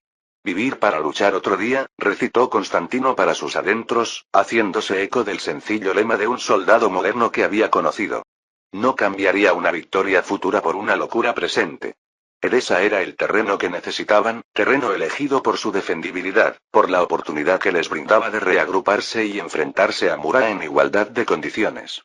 Que Jin se burlara. Constantino preferiría tener una joya insignificante en la mano que una corona arrancada de su cabeza. Se apartó de Jin y siguió por la fila, sin decir nada más. El día avanzaba, las estacas se clavaban en la tierra y las colinas guardaban silencio. 2 días después, los exploradores regresaron. Llegaron al amanecer, polvorientos y tambaleándose en sus sillas. El capitán Marcos estaba entre ellos, con su caballo cubierto de espuma y el rostro demacrado por el agotamiento. A su lado cabalgaban dos desconocidos, un par de soldados serbios de aspecto harapiento, uno con un brazo vendado, y detrás de ellos, 3 jinetes exploradores más de Constantino. Un grupo de hombres se reunió mientras los exploradores desmontaban, susurrando con urgencia. Constantino se dirigió rápidamente hacia ellos, con Andreas y George pisándole los talones. El sol del amanecer apenas coronaba las colinas orientales, inundando el mundo con una pálida luz dorada que contrastaba con las expresiones sombrías que veía. Marcos se abrió paso entre la pequeña multitud y se arrodilló frente a Constantino, respirando con dificultad. Majestad, jadeó, tenemos noticias. El silencio que reinó fue absoluto. A su alrededor, los hombres hicieron una pausa en sus tareas. Rumores a medias corrían como la pólvora. Marcos respiró hondo para tranquilizarse. Está confirmado. El ejército occidental está derrotado. Miró de reojo a los 2 extranjeros que había traído. Estos hombres vinieron del norte. Estaban con la retaguardia húngara. A Constantino se le encogió el pecho. Levantó una mano para indicarle a Marcos que se levantara y continuara. La voz del capitán explorador no vaciló, pero sus palabras se desplomaron en el aire matutino como piedras. Un yadi se retira al sur de Prilep con unos 6 o 7 mil supervivientes. El emperador Segismundo, Marcos dudó, como si no quisiera decir lo siguiente, pero luego irguió los hombros. Segismundo ha muerto, señor. Muerto en un desfiladero llamado Demir Kapija. El ejército cruzado fue emboscado y destrozado allí hace unos 10 días. Una inhalación colectiva resonó en el círculo. Silencio, conmoción, los hombres se miraron con incredulidad, algunos santiguándose. Alguien susurró. Cristo, ten piedad. Y otro maldijo en voz baja, una áspera maldición franca. El rostro de Jin de Croix se desencajó. Se quitó el casco como en un funeral y miró al suelo. Tomás cerró los ojos y apartó la mirada, moviendo los labios en lo que podría haber sido una oración, una maldición o ambas. Incluso Andreas, siempre estoico, dejó escapar un largo suspiro sin control y murmuró, Dios Todopoderoso, antes de recomponerse. La noticia fue un golpe mortal. El sacro emperador romano había sido asesinado, su gran ejército perdido, la esperanza de liberación de Occidente se había extinguido en un estrecho desfiladero lejos de allí. Constantino sintió que el mundo se tambaleaba, un sutil cambio mientras un futuro que se había atrevido a imaginar se convertía en cenizas. Tragó saliva, con la garganta repentinamente seca. Segismundo muerto. El veterano rey cruzado que había sobrevivido a Nicópolis décadas atrás, desaparecido, así como así. Y ese noble Hunyadi se fue con un remanente destrozado, lejos de reunirse con él en Tesalónica como estaba previsto. El viejo mundo, el mundo de las cruzadas y los votos caballerescos, acababa de morir en ese desfiladero. Se dio cuenta de que Jorge lo observaba con ansiedad, y de que las miradas de sus capitanes y guardias se volvían hacia él, buscando orientación, consuelo, cualquier cosa. Constantino se dio cuenta de que sus manos se habían cerrado en puños a los costados. Las abrió con cuidado. Así que, dijo en voz muy baja, el viejo mundo murió en el desfiladero. Las palabras se le escaparon casi sin pensarlo conscientemente. No había tenido intención de pronunciarlas en voz alta, pero en la quietud de la mañana todos las oyeron. Su voz era tranquila, casi suave, pero con un tono que estremeció a los presentes. Muchos no captaron del todo su significado, algunos fruncieron el ceño, pero sus allegados lo comprendieron. George bajó la cabeza. La pena y la aprensión se reflejaban en sus ojos. El gran campeón del oeste se había ido. Ahora estaban solos, en verdad. Por un instante, no se dijo nada más. Un halcón solitario graznó en lo alto, volando en círculos bajo la nítida luz del día. Constantino contempló la escena a su alrededor. Sus leales oficiales, con los rostros marcados por la fatiga y la preocupación. La tropa, murmurando al correr la voz como un reguero de pólvora por el campamento. Las murallas de Edesa con sus tenaces estandartes enemigos aún ondeando desafiantes. Este era el momento que los quebraría o los uniría. Se irguió en toda su estatura. El sol a sus espaldas proyectaba una larga sombra ladera abajo mientras hablaba con una voz clara y aferrada que atravesaba los susurros. Segismundo se ha ido, anunció Constantino, elevando el tono para que llegara a oídos de los que estaban cerca y más allá. Pero nosotros no. Permanecemos. Y este terreno, señaló con su espada hacia las alturas de Edesa, y la hoja reflejó un destello del sol matutino, este terreno elegimos, y lo defenderemos. Su mirada recorrió a sus hombres, encontrando sus miradas. Algunos enderezaron la espalda. Otros apretaron los labios con renovada determinación. Tomamos Edesa, continuó Constantino, alzando la voz con serena autoridad. La hacemos nuestra, hoy. Y si el sultán nos sigue, hizo una pausa, con el peso del mundo en sus siguientes palabras, le ofreceremos batalla aquí. Algunos oficiales intercambiaron miradas y asintieron. Uno o dos incluso esbozaron sonrisas forzadas, feroces y decididas. No había triunfo en ese momento, pero sí determinación. A lo lejos, un cuerno de las murallas de Edesa dio la alarma, como en respuesta. Constantino envainó su espada con un movimiento brusco. A sus puestos, ordenó. Preparen los cañones. La actividad estalló en el campamento. Mensajeros y jinetes fueron enviados de inmediato, galopando entre rocío para llevar nuevas órdenes. Algunos a la retaguardia para apresurar el avance de la artillería restante, otros quizás para intentar contactar con la desorganizada fuerza de un yadi en algún lugar más allá de las montañas, y otros para informar a la flota del almirante Loredan de lo sucedido. Mientras los correos desaparecían tras las crestas, los cañones avanzaban a sus posiciones de disparo, con las ruedas crujiendo sobre la grava. Los artilleros limpiaban los cañones y comprobaban las espoletas en un silencio sombrío. Cerca de allí, la infantería se cargó al hombro las escalas de escalada previamente apiladas, lista para asaltar las murallas a la señal de Constantino. Todo el campamento se movía con una especie de urgencia concentrada, la tristeza y la conmoción se transformaban en acción. La lucha fue breve. Demasiado breve. Los defensores de Edesa, ya desmoralizados por el aislamiento y el repentino y abrumador despliegue de fuerza cruzada, se derrumbaron en cuestión de horas. Los cañones de Constantino abrieron una brecha en la muralla occidental al mediodía. Al anochecer, la ciudad era suya. No había necesidad de masacre, solo impulso. Cuando la última torre fue tomada y los estandartes de Constantino y Borgoña se izaron sobre la ciudadela, los hombres apenas vitorearon. Estaban demasiado cansados, demasiado conscientes de lo que se había perdido para llegar hasta allí. Desde los muros, Constantino se encontraba solo. Miró al norte, hacia el estrecho paso de montaña donde Segismundo se había desvanecido entre el polvo y la muerte. Luego al este, donde las llanuras se extendían hasta el horizonte y la sombra del sultán se cernía más allá. Su capa ondeaba al viento. Abajo, las calles de Edesa se movían con la silenciosa maquinaria de la ocupación. Órdenes gritadas, herridos transportados, estandartes plantados. No habló durante mucho tiempo. Entonces, su voz, baja pero clara, atrapó el viento. Que nos encuentre preparados. Y el viento llevó sus palabras por encima del estruendo, esparciéndolas por las colinas y las ruinas, para mezclarse con el polvo de imperios pasados en el terreno que habían elegido. Capítulo 30. Edesa Eix. Constantino entrecerró los ojos ante el resplandor del mediodía mientras la luz del sol se reflejaba en la rugiente cascada que se extendía a su lado. La gran cascada de Edesa se precipitaba desde los acantilados en un torrente plateado, empañando el aire con una fresca espuma que combatía la calidez de la brisa de verano. El emperador apoyó las manos enguantadas en el parapeto de piedra al borde del acantilado. Abajo, la tierra descendía en terrazas de roca y matorrales hacia las llanuras. Por un instante, se permitió un inusual suspiro de alivio.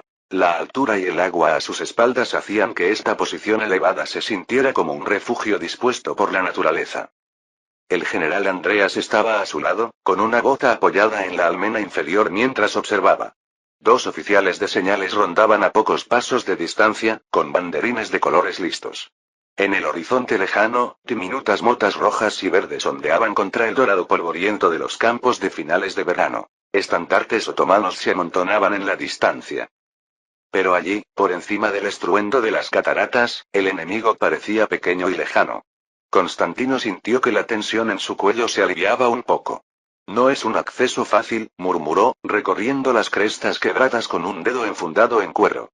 Acantilados escarpados y aguas turbulentas protegían su flanco. Andreas soltó una risa seca. Si a los turcos les apetece escalar, con gusto les prestaremos cuerda. Golpeó la almena de piedra con la palma abierta, levantando una pequeña nube de polvo. Nuestras cisternas están más gordas que el vientre de un monje después de la cuaresma. Que prueben con la sed o con el acero, Edesa no se dejará vencer fácilmente. Su sonrisa era feroz bajo la barba. Los dos oficiales de señales intercambiaron una leve sonrisa ante la bravuconería del general. Constantino esbozó una leve sonrisa a cambio, con la comisura de sus labios crispándose bajo una fina capa de niebla. La broma era burda, pero alivió la tristeza por un instante. En ese momento, el estruendo de la cascada sonó casi como una carcajada de la tierra misma. Constantino cerró los ojos y escuchó con atención, el coro interminable de la cascada. Sintió su vibración en las piedras bajo sus manos. El agua, el alma de esta ciudad fortaleza, fluía en abundancia. La idea lo tranquilizó. Susurró casi para sí mismo. Tenemos el tiempo de nuestra parte. Quizás la montaña y el agua los protegerían bien y obligarían al sultán a retroceder. Un roce de botas sobre piedra mojada hizo que Constantino se volviera. George Spranche se acercaba apresuradamente a ellos por el camino de ronda, con la túnica ondeando alrededor de sus piernas. El ayudante principal del emperador y viejo amigo, obviamente, había cabalgado con fuerza. El barro le salpicaba las botas y el sudor le pegaba el cabello oscuro a la frente. La momentánea tranquilidad en el pecho de Constantino se encogió de nuevo al verlo. George tenía una expresión seria, con la mirada baja hasta que se acercó y saludó con energía. Mi emperador, jadeó George suavemente, recuperando el aliento. La vanguardia otomana fue avistada abriéndose paso a través de los huertos al sur de Edesa. Miró a Andreas y luego a Constantino, tragando saliva. Y hay noticias del este. Los jinetes de un yadi han sido avistados en el sendero de Agras. Llegarán antes del anochecer, si Dios quiere. A Constantino se le aceleró el pulso ante la doble noticia, una mezcla de lo bueno y lo malo que le oprimía el estómago. El alivio de que sus aliados estuvieran cerca se enfrentó al temor de la poca luz del día que quedaba antes de que las tropas de Murat se acercaran. Golpeó con los nudillos el parapeto, pensando. El plan había sido asegurar el terreno elevado de Edesa y esperar a los aliados húngaros y serbios, un plan endeble, equilibrado en cuanto a tiempo y terreno. Ese momento había llegado. Andreas exhaló por la nariz, como un toro preparándose para la embestida. Mantendremos el paso, Majestad. Sus malditos estandartes besarán el polvo antes de ver nuestras murallas. A pesar de su bravuconería, su mano se desvió hacia el pomo de su espada. Constantino se dio cuenta de que estaba haciendo lo mismo, rozando con los dedos el cuero desgastado de la empuñadura de su propia espada en una búsqueda inconsciente de consuelo. El emperador se irguió. Echó una última mirada al paisaje bañado por el sol, a los lejanos estandartes otomanos como manchas de sangre en el rabillo del ojo, a las escarpadas colinas que rodeaban el flanco de Edesa. Recorrió lentamente con el dedo la silueta irregular de la montaña, como si trazara la forma del destino. En voz baja, Constantino profirió una ferviente súplica. La montaña elige nuestro bando. Al anochecer, el paso occidental hacia Edesa brillaba con los últimos matices del crepúsculo.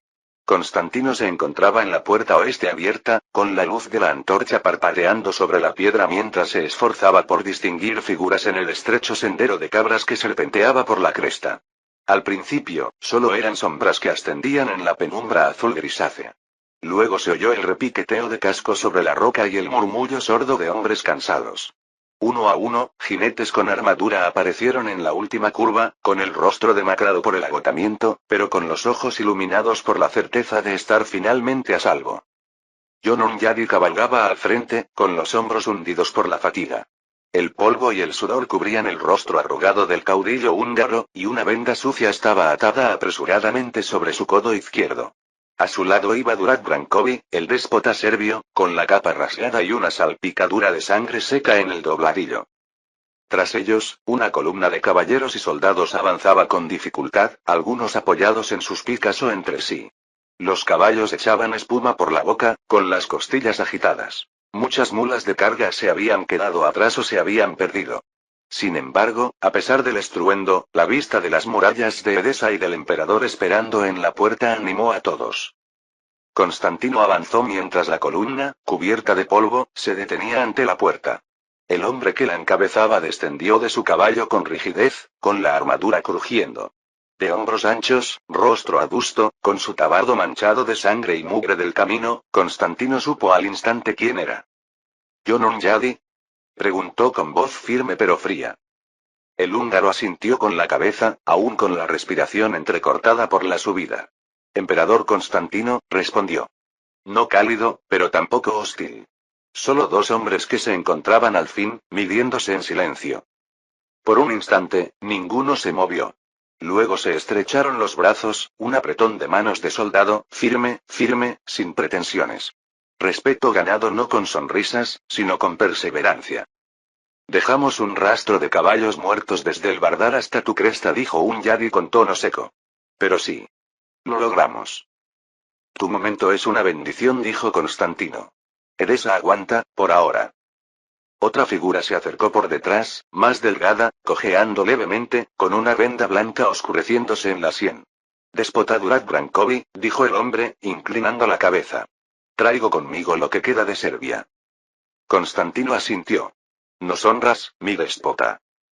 La boca de Durat se curvó en una leve sonrisa. Tus paredes captaron la luz justo antes del atardecer. Un buen augurio. Incluso para un lobo viejo con ojos apagados.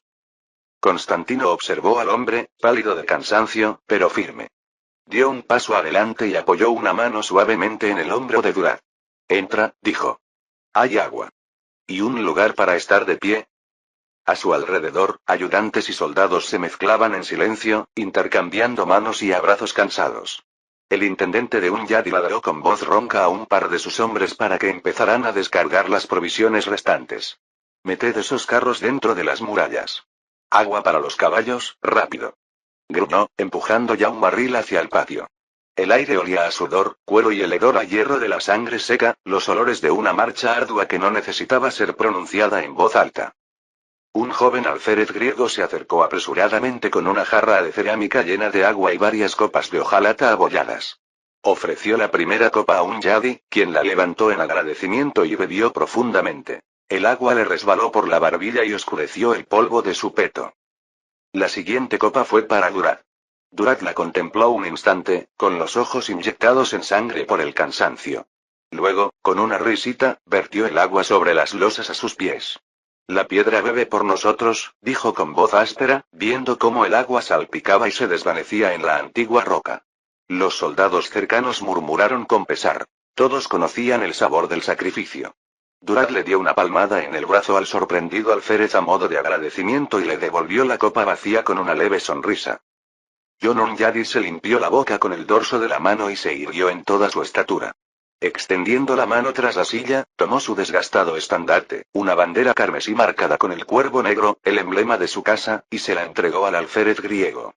Los ojos del joven se abrieron de par en par al aceptar el estandarte extranjero.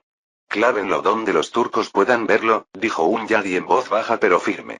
El alférez asintió vigorosamente, envalentonado por el gesto. Corrió hacia las murallas, con el estandarte rojo ondeando como fuego a la luz de las antorchas. Constantino observó el intercambio con el corazón en alto. La llegada de estos aliados, heridos, debilitados, pero intactos, insufló nueva vida a la defensa de Edesa.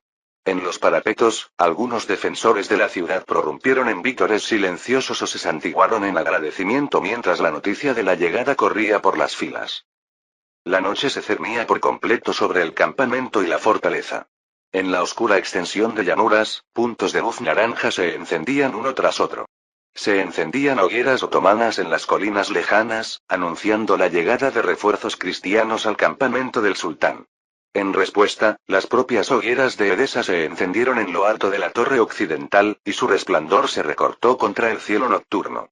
La luz de las antorchas titilaba a lo largo de las murallas mientras los centinelas ocupaban sus puestos. Por un breve instante, las dos líneas de fuego, la otomana y la aliada, se miraron fijamente a través del valle. Entonces, el viento se levantó con un aullido solitario a través de los acantilados, y las luces se mecieron y danzaron, haciendo eco de la promesa tácita y la amenaza que flotaban en el aire. Campamento otomano. El aire dentro del pabellón de mando del sultán Murad vibraba de calor. Al mediodía, el viento del valle soplaba cálido y seco, arrastrando el polvo de las llanuras de Rizalí contra las paredes de seda de la tienda. Afuera, las cigarras zumbaban entre la maleza y una cuerda invisible de un estandarte tintineaba inquieta contra un asta de bandera con las ráfagas. Murad estaba sentado ante una mesa baja de madera llena de mapas y un diagrama recién dibujado del terreno de Edesa, hecho con una mesa de arena. Hacía rodar una punta de flecha de hierro dentada entre el pulgar y el índice. La punta captaba la luz de vez en cuando, destellando mientras la giraba pensativo. Reunidos alrededor de la mesa estaban las figuras clave de su consejo de guerra. Alil Pasha, el gran visir, se arrodillaba sobre un cojín a la derecha de Murad, con la frente perlada de sudor a pesar de la sombra. Frente a Alil estaban Zaganos y Karaka Bey, ambos comandantes de guerra en la flor de la vida, con la mirada fija en la mesa de arena. Turan Bey, mayor y con cicatrices, se inclinaba sobre el diagrama con las manos apoyadas en el borde de la mesa. Y ligeramente apartado del círculo, el príncipe Alaeddin Ali estaba sentado con las piernas cruzadas, su rostro juvenil, concentrado y sonrojado por el calor y la anticipación. Un tosco mapa en relieve de Edesa y sus alrededores había sido esculpido en la arena ante ellos. Una franja de fragmentos de vidrio azul representaba el río que atravesaba los acantilados con una cascada. Pequeños marcadores de madera mostraban las fuerzas del sultán desplegadas en la llanura, y un grupo de guijarros señalaba la ciudad de Edesa encaramada en lo alto. Los ojos oscuros de Murad recorrieron la maqueta mientras uno de sus exploradores terminaba un informe. El hombre describió accesos empinados, estrechos senderos de cabras y defensores recientemente reforzados por ejércitos de húngaros y serbios. El sultán frunció el labio ante tal exageración. En realidad, probablemente se trataba del déspota Durad Brankovic y unos cuantos miles, pero incluso unos cuantos miles de infieles recién llegados a una fortaleza en la montaña podrían costarle caro. Karaka Bey se aclaró la garganta suavemente. Edesa es un terreno bien elegido, Majestad. Asaltar esas alturas nos dejaría sin sangre. Habló con el tono cauteloso de quien había aconsejado cautela muchas veces. Podríamos rodear la ciudad y esperar. Los aliados del enemigo se verían obligados a adoptar una postura defensiva. El tiempo nos favorece, sus líneas de suministro son extensas y las nuestras están seguras. Zaganos Pasha negó con la cabeza, mientras unas gotas de sudor resbalaban de su frente sobre la mesa de arena. El tiempo es un arma de doble filo, replicó. Si nos quedamos sentados, los infieles se animarán. Podrían colarse más para unirse a ellos, o peor aún, podrían escabullirse en la noche y hostigarnos por los flancos. Señaló con un dedo la piedra que representaba a Edesa. Mejor destrozar la roca ahora, antes de que se cubra de musgo. Murad no dijo nada todavía. Solo escuchaba, con el pulgar aún rozando el filo de la punta de flecha. Las voces de sus generales se arremolinaban a su alrededor en el calor. Con el rabillo del ojo, vio al príncipe Alaeddin estudiando la mesa de arena como si fuera un tablero de ajedrez listo para su jugada. Fue Turan Bey quien habló a continuación, con voz baja y áspera como la grava. Hay otro camino. Turan extendió la mano por encima de la mesa y trazó una línea en la arena con su dedo calloso, arqueando el lado oeste del marcador de Edesa. El camino de Agras. Un paso estrecho. Podemos enviar un cuerpo para flanquearlos y cortarles la retaguardia. Los griegos eligieron Edesa pensando que nadie podría alcanzarlos. Les demostraremos que se equivocan. Miró a Murad. Oblígalos a retirarse de su nido a quedar atrapados en él. Alil Pasha apoyó ambas palmas de las manos sobre sus rodillas y se inclinó hacia la mesa de arena. Majestad, podríamos acampar aquí un año y movernos solo por sombras. La cascada mantiene sus cisternas rebosantes, y ese sendero de cabra sobre la cresta permite que las recuas de mulas se deslicen al anochecer. Un asedio sin sed ni hambre es solo un teatro. El acantilado es una escalera de carnicero. Cualquiera que intente esas curvas morirá dos veces, una por la cascada, otra por las armas de Constantino. Gastaríamos a los genízaros como agua y nunca llegaríamos a la puerta. Un silencio se apoderó del pabellón. La mirada de Murad se detuvo en el guijarro que señalaba a Edesa. La luz de la vela lo hacía brillar como una burla. La voz de Alil bajó, urgente pero controlada. Así que debemos obligarlo a bajar.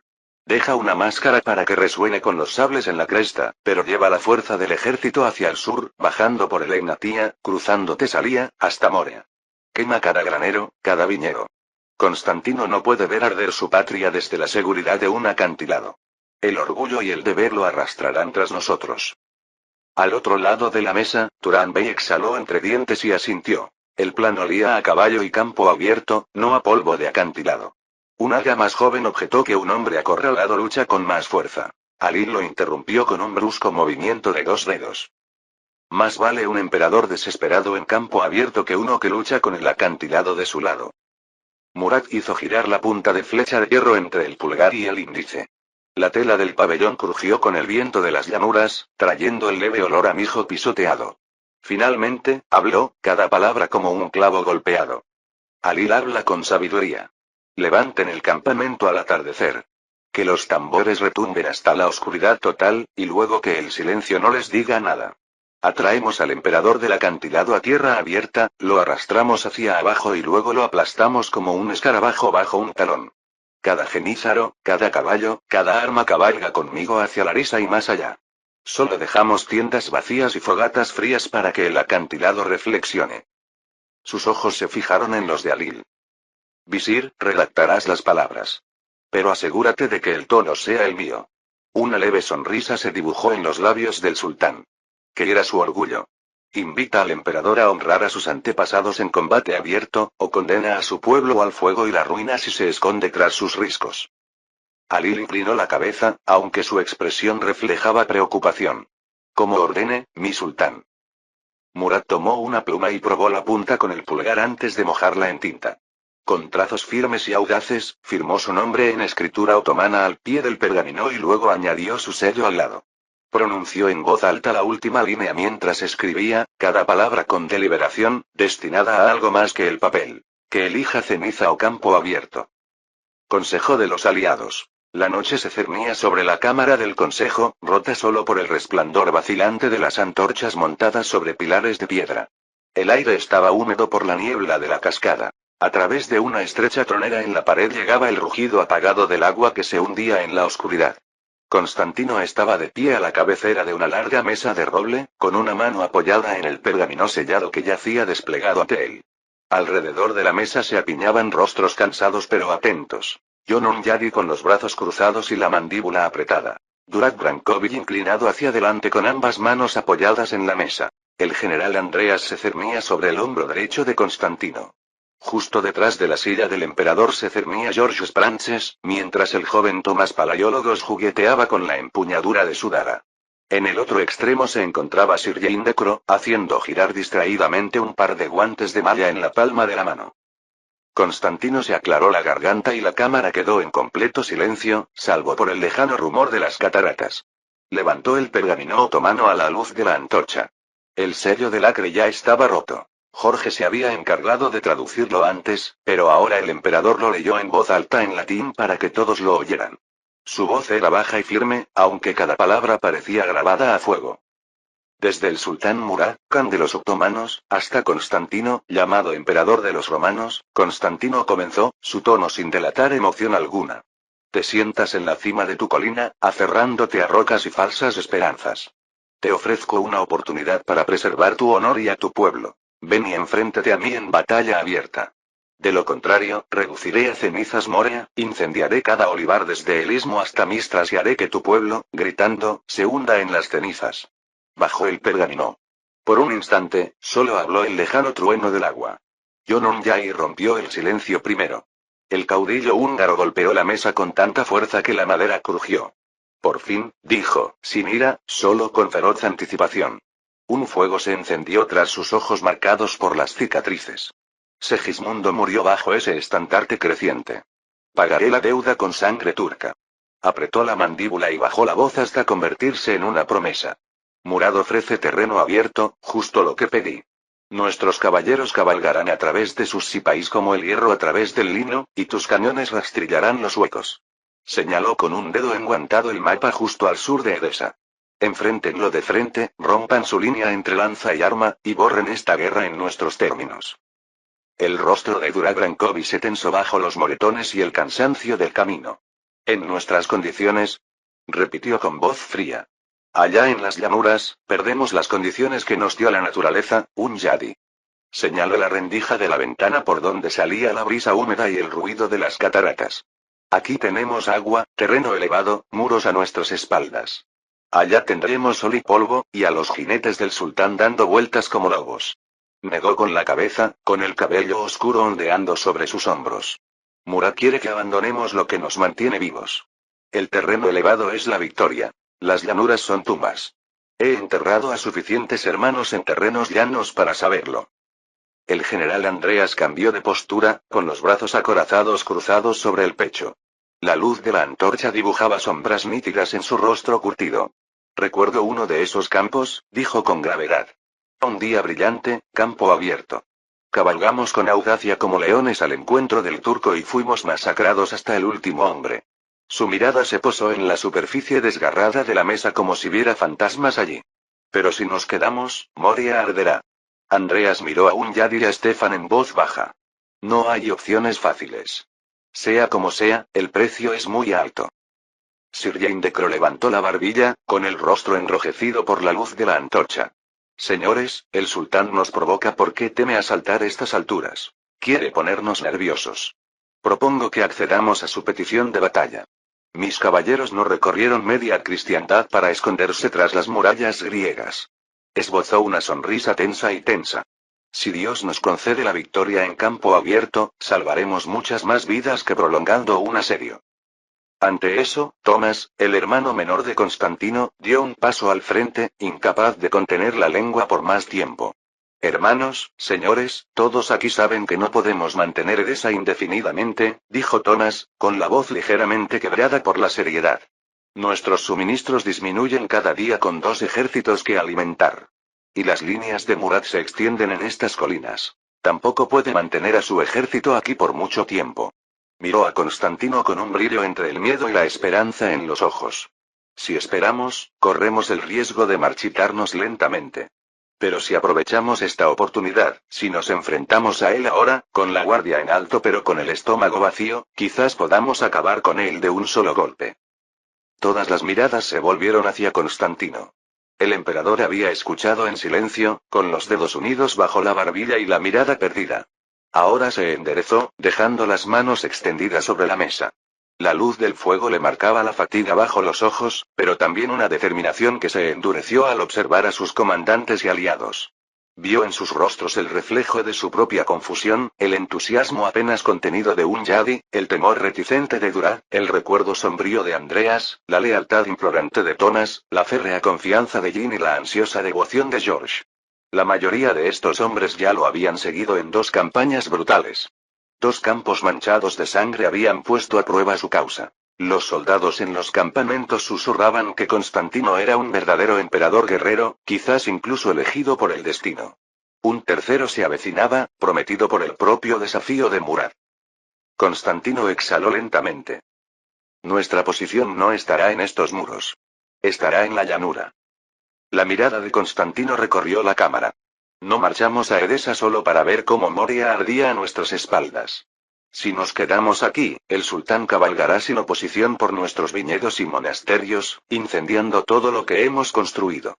Aquí, entre estos muros, se alza la mayor hueste que jamás hayamos reunido. Cañones griegos, lanzas húngaras y borgoñonas, escudos serbios. Con la misericordia de Dios y nuestra pólvora, prevaleceremos. Fin del capítulo 30.